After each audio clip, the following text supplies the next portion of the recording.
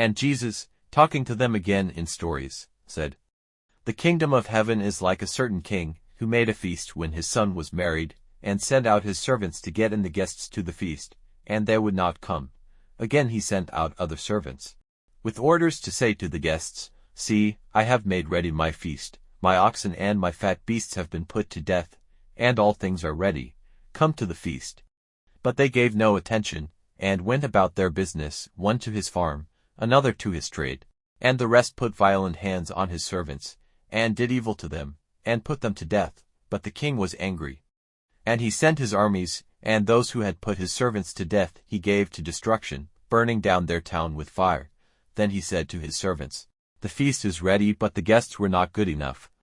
Go then to the crossroads, and get all those whom you see to come to the bride feast.' And those servants went out into the streets, and got together all those whom they came across, bad and good, and the feast was full of guests.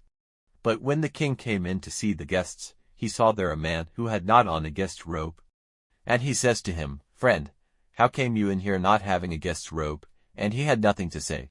Then the king said to the servants, 'Put cords round his hands and feet and put him out into the dark. There will be weeping and cries of sorrow, for out of all to whom the good news has come, only a small number will get salvation.' Then the Pharisees went and had a meeting to see how they might make use of his words to take him. And they sent to him their disciples, with the Herodians, saying, 'Master, we see that you are true, and that you are teaching the true way of God, and have no fear of anyone, because you have no respect for a man's position. Give us, then, your opinion of this. Is it right to give tax to Caesar, or not?'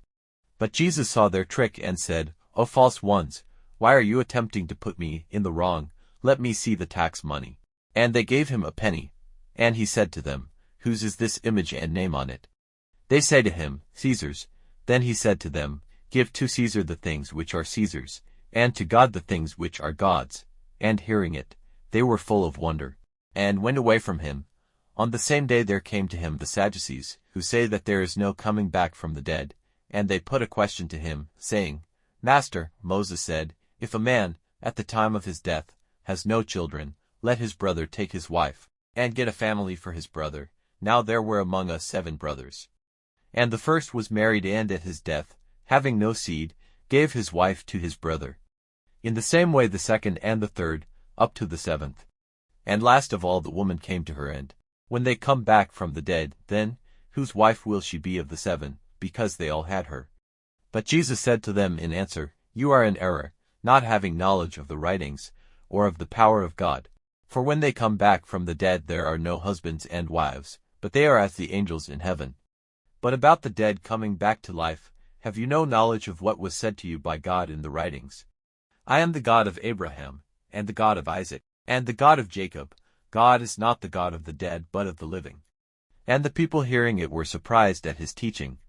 But the Pharisees, hearing how the mouths of the Sadducees had been stopped, came together, and one of them, a teacher of the law, put a question to him, testing him, and saying, 'Master, which is the chief rule in the law?'